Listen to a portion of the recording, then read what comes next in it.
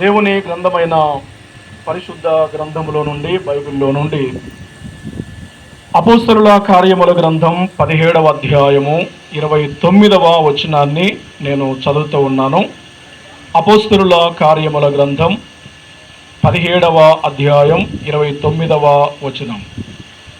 కాబట్టి మనము దేవుని సంతానమై ఉండి మనుషుల చమత్కార కల్పనల వలన మల్చబడిన బంగారమునైనను వెండినైనను రాతినైనను దేవత్వము పోలి ఉన్నదని తలంపకూడదు. మొదటి లైన్ మరలా చదువుతున్నాను. కాబట్టి మనము దేవుని సంతానమై ఉండి, ఆ మాట గుర్తుపెట్టుకుందాం. రెండవదిగా మత్తయి సువార్తలో మరొక వచనాన్ని కూడా నేను చదివి వినిపిస్తాను. మత్తయి సువార్త 3వ అధ్యాయం చూడండి. మత్తయి సువార్త 3వ అధ్యాయం వచనము 7. మత్తయి సువార్త 3వ అధ్యాయం 7వ వచనం. అతడు పరిసయ్యులలోనూ సద్దూకయ్యులలోనూ అనేకులు బాప్తిస్మము పొందవచ్చుట చూచి, సర్ప సంతానమా, రాబోవు ఉగ్రతను తప్పించుకొనుటకు మీకు బుద్ధి చెప్పిన వాడెవడు. 3వ లైన్ మరల చదువుతున్నాను. సర్ప సంతానమా, రాబోవు ఉగ్రతను తప్పించుకున్నటకు మీకు బుద్ధి చెప్పిన వాడెవడు. మారు మనసుకు తగిన ఫలము ఫలించుడి. చివరిగా గలతీ పత్రిక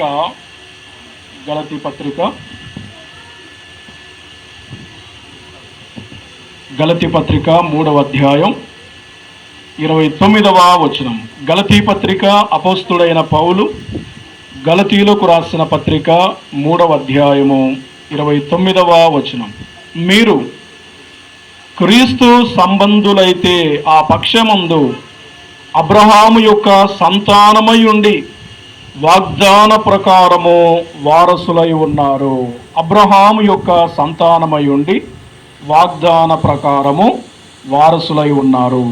దేవుడే మన వినికిడిలో ఈ పరిశుద్ధ లేఖనములను దీవించునుగాక. ప్రియమైన దేవుని బిడ్డలారా,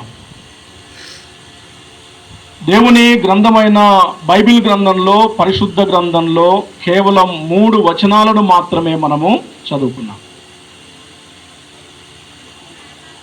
చదవబడిన 3 వచనాలలో, 3 వాక్య భాగాలలో, 3 పాఠ్య భాగాలలో ఒకటే అంశం, ఒకటే పదం పదే పదే తరచుగా మనకు తారసపడింది ప్రియుల.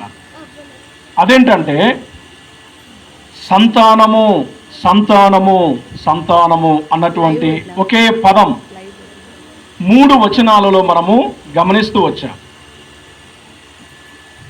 కానీ సంతానము, సంతానము, సంతానము అని చెప్పబడిన 3 సందర్భాలలో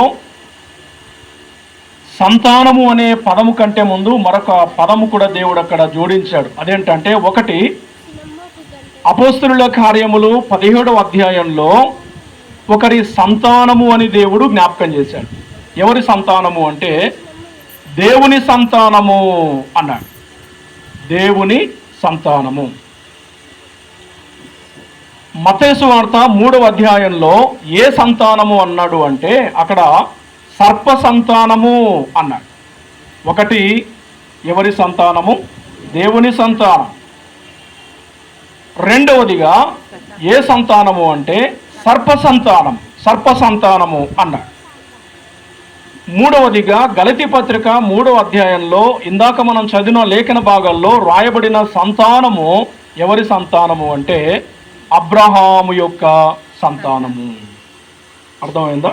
ఎన్ని మాటలు మనం చెప్పుకున్నాము అంటే 3 మాటలు. నేను చెప్పాను కదా, ముచ్చటగా 3 ముక్కల్లో నేను ముగించేస్తానని ముందుగానే మీకు జ్ఞాపకం చేశాను. ఒకటి దేవుని సంతానం, 2 సర్ప సంతానం, 3 అబ్రహాము సంతానం. అసలు జనరల్గా వీటిని మనం ఆలోచిస్తే ఒక్కొక్క అంశం కూడా చాలా లోతైనటువంటి అంశమే, కానీ కేవలం కొన్ని నిమిషాల్లోనే నేను చెప్తానని ముందుగానే మీకు జ్ఞాపకం చేశాను. వినండి. ఈ భూమి పైన జన్మించిన ప్రతి మనిషి, వినండి జాగ్రత్తగా, ఈ భూమి పైన తల్లి గర్భమున పిండోత్పత్తిగా గర్భధారణ ధరించిన సమయంలో ఆ తల్లి ఆమె గర్భంలో పిండోత్పత్తిగా ధరింపజేయబడినటువంటి ఆ ఏ గర్భములో ఉన్న ఏ బిడ్డ అయినా కూడా, ఏ మనిషి అయినా కూడా ఎవరి సంతానము అంటే దేవుడు చెప్తున్నాడు, ఎవరి సంతానము? దేవుని సంతానం. ఫర్ ఎగ్జాంపుల్ ఒక మాట నేను మీకు అర్థం కావడానికి చాలా సింపుల్ వేలో, సింపుల్ లాజిక్ ఒకటి నేను మీకు చెప్తాను. ఇప్పుడు ఫర్ ఎగ్జాంపుల్ నేనున్నా, నాకు మా నాన్నకు వాళ్ళ నాన్న, ఆ తర్వాత అలా మనము వెనుకకు వెళుతూ ఉండగా భూమి పైన జన్మించిన ప్రతి మానవుని యొక్క పితరుడు ఒక మనిషి ఉన్నాడు. అది ఏ జాతి అయినా, ఏ మతమైనా, ఏ కులమైనా, ఏ వర్గమైనా, ఏ దేశమైనా, ఏ గ్రామమైనా, ఏ మండలమైనా, whatever it is maybe, అది ఏదైనా కానివ్వండి, ఏ మనిషి అయినా కానివ్వండి, అందరికీ కలిపి అయితే మూల పితరుడు ఒకడున్నాడు. మూల పితరుడు ఒక వ్యక్తి ఉన్నాడు. ఇంకొక కోణంలో నేను చెప్తాను. ఇప్పుడు అందరికీ తండ్రి ఉంటాడు కదండి, ఇక్కడ కూర్చున్న వాళ్ళందరికీ తండ్రి ఉన్నాడు. మీ నాన్నకు వాళ్ళ నాన్న టోటల్గా 4 ఫాదర్స్ అంతా వెనకాలకు వెళితే ఆ చివరిగా వచ్చేటువంటి ఆ మూల పితరుడు ఎవరు అంటే ఎవరో తెలుసా అండి మీకు? ఎవరి నుండి మనం వచ్చాం? ఎవరి నుండి మనం వచ్చామంటే ఆదాము అన్నటువంటి ఒక్క మనిషి నుండి ప్రతి జాతి మనుషులను కూడా దేవుడు ఉద్భవింపజేశాడు. ప్రియుడు, అపొస్తలుల కార్యముల గ్రంథం 17వ అధ్యాయంలో మనం చదివిన లేఖన భాగంలో యావత్ భూమి మీద ఉన్న మనుషులను, అన్ని జాతుల వారిని, అన్ని వర్గాల వారిని, అన్ని కులాల వారిని, అన్ని దేశాల వారిని ప్రియులారా ఆదాము అనేటువంటి ఒక మనిషి నుండి దేవుడు సృష్టించాడు. ఆదాము యొక్క వంశము నుండి మనమందరం కూడా వచ్చిన వారము, ఆదాము యొక్క సంతానమై ఉన్నటువంటి వారము ప్రియులరా. అయితే చూడండి, మరి ఆదాము ఎవరి సంతానము? ఆదాముకు తండ్రి ఉన్నాడా? ఆదాముకు తండ్రి ఎవరు ఉన్నారండి? మనకు తండ్రి ఉన్నాడు. ఆదామును దేవుడు ఎట్లా చేశాడు అంటే మట్టి తీసుకున్నాడు, మట్టిని ముద్దగా చేశాడు, ముద్దను బొమ్మగా చేశాడు. బొమ్మగా చేసిన దేవుడు నాసికా రంధ్రములలో జీవవాయువును ఊది, జీవించు ఆత్మగా ప్రియులారా ప్రాణవాయువును ఊది ఆదామును మనిషిగా చేశాడు. ఆదాము తల్లి గర్భము నుండి ఉద్భవించిన వాడు కాడు, కానీ ఎవరి గర్భము నుండి వచ్చాడు అంటే ఆదాము దేవుని గర్భము నుండి వచ్చినవాడు, దేవుని చేతుల ద్వారా నిర్మితమైన వాడు, దేవుని చేతుల ద్వారా నిర్మాణమైనటువంటిది ఆదాము యొక్క దేహము. ఆదాము అనే మొదటి మనుషుణ్ణి ప్రియులారా దేవుడు చేశాడు. అంటే ఆదాము ఎవరి సంతానము? అంటే దేవుని సంతానం. ఆదాము దేవుని సంతానం అయినప్పుడు ఆదాము నుండి ఉద్భవించిన ప్రతి మానవుడు కూడా దేవుని సంతానమే. సైంటిఫిక్గా నేను మీకు ఒక మాట జ్ఞాపకం చేస్తాను. సైంటిఫిక్ స్టడీలో సైంటిఫికల్గా ఏం చెప్తుంది అంటే ఒక మనిషి యొక్క మానవ నిర్మాణం, ఎనాటమీ అంట. వైద్య శాస్త్రంలో మానవుని దేహం యొక్క నిర్మాణము గురించి చాలా చక్కగా మరి సైన్స్లో మనం చూస్తాం. ఒకటి మనం గుర్తుపెట్టుకోవాలి ఏంటంటే చెట్లలో కానివ్వండి, జీవులలో కానివ్వండి, మనిషిలో కానివ్వండి ఒకటి ఉంటుంది. దాన్ని ఏమంటారు అంటే డిఎన్ఏ అంటారు. డిఎన్ఏ అంటే ఒక మనిషి పుట్టడానికైనా, ఒక మనిషి పెరగడానికైనా, ఒక మనిషి ఏ రీతిగా ప్రవర్తించాలో తెలియడానికైనా, అంత మాత్రమే కాకుండా ప్రియులారా ఒక మనిషి ఎంత పొడవు ఉండాలి, ఒక మనిషి ఎంత ఎత్తు ఉండాలి, ఒక మనిషి ఏ రంగులో ఉండాలి అన్నటువంటి ఆ స్టోరేజ్ అంతా కూడా ఆ జెనెటికల్ స్టోరేజ్ అంటారు. జెనెటిక్ స్టోరేజ్ ఎక్కడ ఉంటుంది అంటే మానవుని యొక్క డిఎన్ఏలో ఉంటుంది ప్రియుల. మానవుని యొక్క డిఎన్ఏలో దీనికి సంబంధించిన సమాచారం అంతా కూడా నిక్షిప్తమై ఉంటుంది. అయితే ఈ మధ్యలో శాస్త్రవేత్తలు ఏం కనుగొన్నారంటే మానవునిలో ఉన్నటువంటి ఆ డిఎన్ఏలో ఏదైతే మానవునిలో డిఎన్ఏ ఉంటుంది దానిలో 4 యాసిడ్స్ ఉంటాయి. యాసిడ్స్ మధ్యలో మరియు లేయర్స్ ఉంటాయంటే అవి ఎట్లా ఉంటాయంటే గొలుసులాగా చైన్ లాగా ఉంటుంది, DNA చైన్ లాగా ఉంటుంది. అయితే వాటి మధ్యలో యాసిడ్స్ ఉంటాయి. ఆ మధ్యలో ప్రియులారా మరి కొన్ని కదలికలు అవి ఉంటే ఒక నిచ్చెనలాగా వంతెనలాగా ఉంటాయి. వాటిని హెబ్రీ భాషలో ఉన్న లెటర్స్తో కనెక్ట్ చేసినప్పుడు అవన్నీ కూడా నేను చెప్తే మీకు బుర్ర పాడవుతుంది. అది నేను చెప్పదలుచుకోలేదు. వాటి జోలికి నేను వెళ్ళి వాటిని టచ్ చేసి మిమ్మల్ని ఇబ్బంది పెట్టదలుచుకోలేదు. కానీ ఒక మాట గుర్తుపెట్టుకోండి, ప్రతి మనిషి యొక్క DNAలో ఏముంది అంటే ప్రియులారా, దేవుని యొక్క పేరు ఉంది. దేవుని యొక్క పేరు ఉంది. ఇది మనము గుర్తుపెట్టుకోవాలి. అంటే అచ్చ తెలుగులో మనకు అర్థం కావాలంటే ఏం చెప్పాలంటే, నీ దేహముపై దేవుని సంతకం ఉంది. అది నువ్వు ఎప్పటికీ నీ కలలు కూడా నువ్వు మర్చిపోవద్దు ప్రియుల. ఏ రక్తమైతే నీలో ప్రసరిస్తుందో, ఏ రక్త ప్రసరణ నీలో జరుగుతుందో ఆ రక్తములో ప్రియులరా దేవుని సంతకం ఉంది. దేవుని చేవ్రాతతో చేయబడిన ఆయన సంతకం నీ దేహముపై ఉంది ప్రియుల. నీ రక్తముపై కూడా దేవుని సంతకం ఉందండి. దేవుని సంతకము చేయబడినటువంటి రక్తము నీలో ప్రవహిస్తూ ఉన్నది ప్రియుల.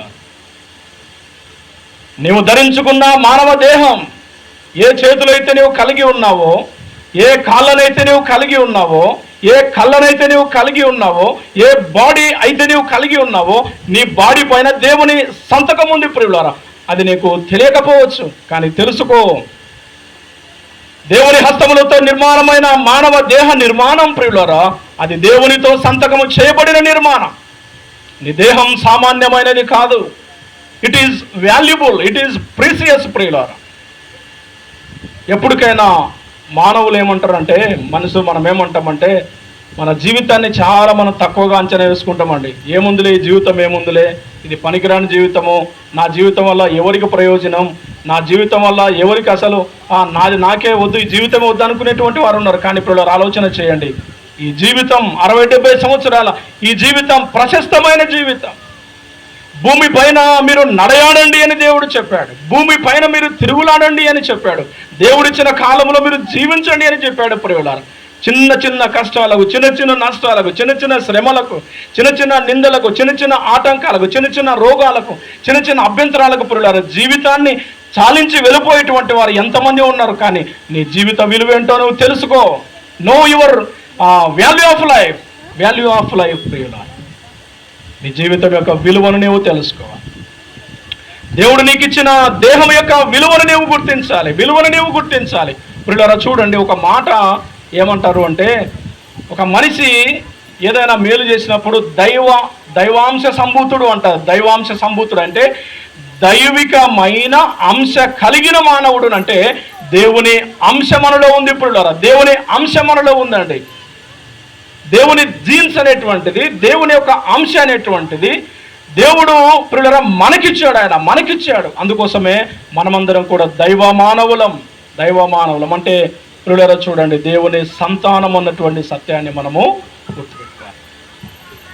వినండి, నేను ముగిస్తాను. ఇలాంటి దేవుని సంతానమైన మానవుడు, దేవుని సంతానం అపోస్తలుల కార్యం 17వ అధ్యాయంలో చెప్పుకున్నాం. దేవుని సంతానముగా పుట్టిన మానవుడు, దేవుని చేత నిర్మాణమైన మానవుడు, దేవుని చేత నిర్మితమైన మానవుడు, దేవుని చేత కట్టబడిన మానవుని దేహం ప్రియులారా. అయితే ఒక 3 మాటలు మీకు తెలిసే ఉంటుంది. ఆదాము హవ్వను దేవుడు చేసినప్పుడు ఒక మాట అన్నాడు. ఏమన్నాడంటే, వారిని సృజించెను అన్నాడు. రెండవదిగా వారిని చేసెను అన్నాడు. మూడవదిగా వారిలోనికి ఊపిరిని ఏం చేశాడు? ఊపిరిని ఊదాడు. ఈ 3 మాటలు మీరు గుర్తుపెట్టుకోండి. 1 సృజించాడు, క్రియేటెడ్ అన్నాడు. 2 నిర్మించాడు, హీఈస్ ఫార్మ్డ్, హీఈస్ స్ట్రక్చర్డ్. ఆయన ఏం చేశాడు అంటే ప్రియులారా నిర్మించాడు. మూడవదిగా ఏం చేశాడు? ఊపిరి ఆయన పోశాడు. అంటే సృజించను అనే మాటలో క్రియేటెడ్ అంటే మన ఆత్మను సృజించాడు. ఆయన చేసెను అన్నాడు. దేన్ని చేశాడు అంటే మన యొక్క శరీరమును దేవుడు ఏం చేశాడు? తన చేతులతో ఆయన చేశాడు. ఊపిరిని పోశాడు, జీవవాయువును ఊదాడు అన్నాడు. నాసికా రంధ్రములలో జీవవాయువును ఊదాడు అంటే ఆత్మను ప్రియులరా, అంటే ప్రాణవాయువును, ఆ యొక్క బ్రెత్ను, శ్వాస నిశ్వాసములను ప్రియులరా నాసికా రంధ్రముల ద్వారా దేవుడు ఊదెను అన్నాడు. 1 సృజించెను, క్రియేటెడ్. రెండవదిగా చేసెను, ఫార్మ్డ్. తర్వాత మూడోదిగా మనం చూస్తే ఆయన ఊపిరిని ఊదినటువంటి వాడు. ప్రియులారా, దేవుని చేత నిర్మాణమైనది నీ దేహం కనుక నీ దేహం యొక్క విలువ నువ్వు తెలుసుకో, నీ జీవితం యొక్క విలువను నువ్వు తెలుసుకో. మనం గుర్తించాల్సింది ఏంటంటే మనం ఎవరి సంతానము చెప్పండి? మన ఎవరి సంతానము? దేవుని యొక్క సంతానం.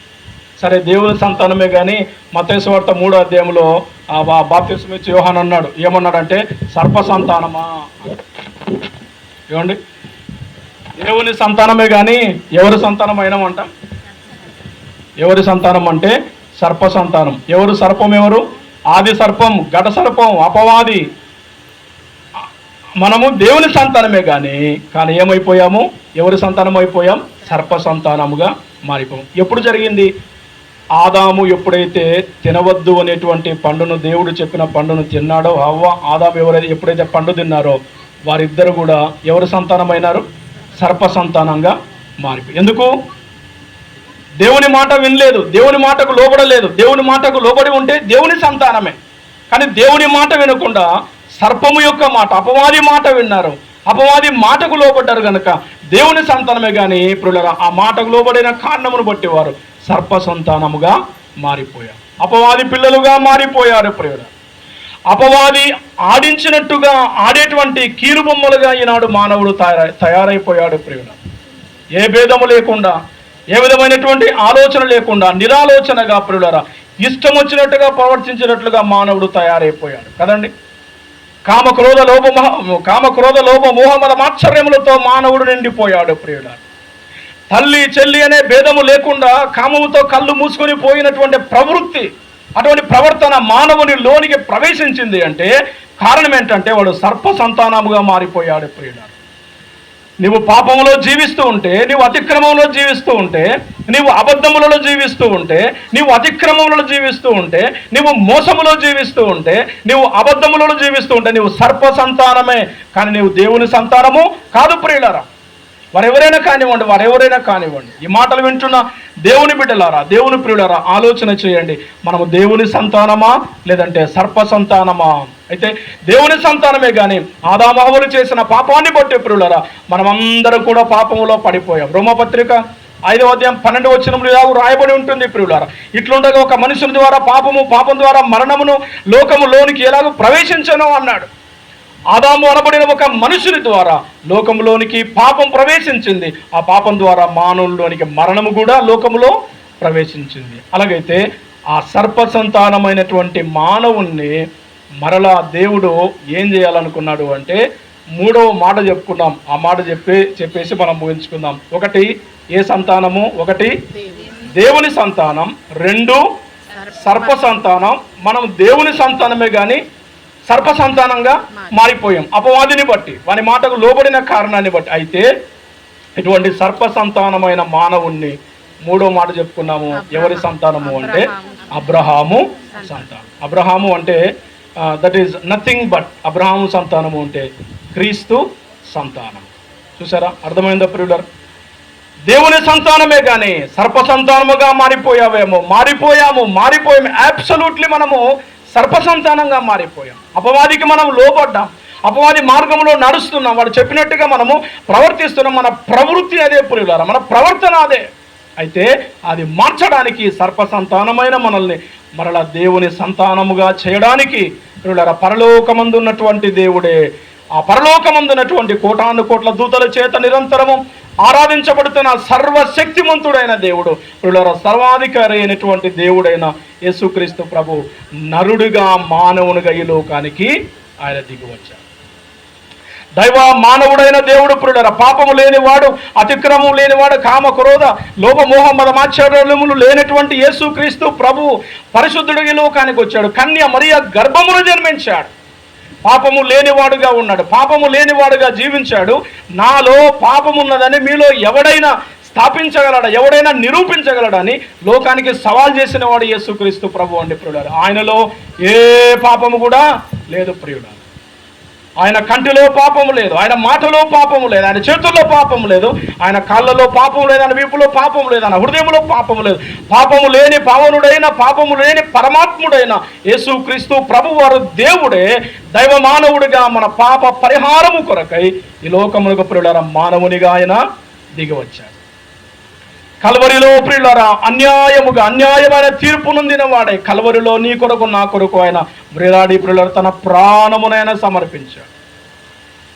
తలలో ముండ్ల కిరీటము పెట్టబడి, వీపులో కొరడాలతో కొట్టబడి, ముఖ మీద ఉమ్మి వేయబడి, చేతుల్లో మేకులు కొట్టబడి, కాళ్ళలో మేకులు కొట్టబడి ప్రియులారా, ప్రక్కలో బల్లెముతో పొడవబడి ప్రియులారా, వీపులో కొరడాలతో కొట్టబడి, వాడు వీడు అని దూషించబడి, అవమానించబడి, నిందించబడి, మన పాప ప్రక్షాళన కొరకై, మన పాపపు ప్రవృత్తి నుండి మనల్ని విడిపించడానికి, పరిశుద్ధులుగా చేయడానికి దైవమానవుడు మన కొరకై ప్రియులారా అన్యాయముగా కల్వరి శిలువలో ఆయన అసువులు బాసాడు, హత్య చేయబడ్డాడు ప్రియులారా. చరిత్ర కని విని ఎరగనటువంటి ఒక అన్యాయమైన, ఘోరమైన, కఠినమైన, క్రూరమైన, దట్ ఈస్ క్రూయల్ డెత్ ప్రియులారా.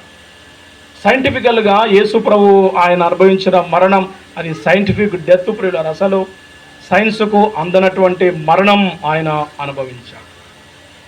పదాలు చాలవు, ఊహలు చాలవు, మానవుని జ్ఞానం చాలదు. అట్టి మరణం యేసు ప్రభు మనందరి కొరకు ఆయన మరణించాడు. చనిపోయి 3 రోజులు సమాధిలో ఉండి 3వ దినమున తిరిగి లేచాడు. కారణం ఏంటంటే ఒకే ఒక కారణం, మనలను మరలా తిరిగి దేవుని సంతానముగా చేయడానికి మన కొరకు ఆయన తన ప్రాణమును అర్పించాడు. కాబట్టి ఈ చిన్న కూడికలో ప్రియులారా, ఎవరైతే యేసు ప్రభువును నమ్ముతారో, యేసు ప్రభువా నేను పాపిని, నా పాపం నీవు మన్నించు, నీ బిడ్డగా నన్ను చేసుకొని చిన్న ప్రార్థన, ఉన్న చోటున ఉన్న ఫలాన హృదయంలో చిన్న ప్రార్థన చేస్తే అప్పుడు మనం ఏ సంతానం అవుతాము అంటే దేవుని సంతానం. మనం సర్ప సంతానముగా ఉండం ప్రియులారా. కనుక యేసుప్రభుని నమ్మండి, యేసుప్రభును సొంత రక్షకునిగా అంగీకరించండి. నమ్మి బాప్తిస్మం పొందినవాడు రక్షింపబడును, నమ్మని వానికి శిక్ష విధింపబడును. కాబట్టి యేసుప్రభు నమ్మాలని ప్రేమతో ఈ యొక్క మరి చిన్న సందేశం అందిస్తున్నాం. దేవుడు ఈ మాటలను దీవించునుగాక.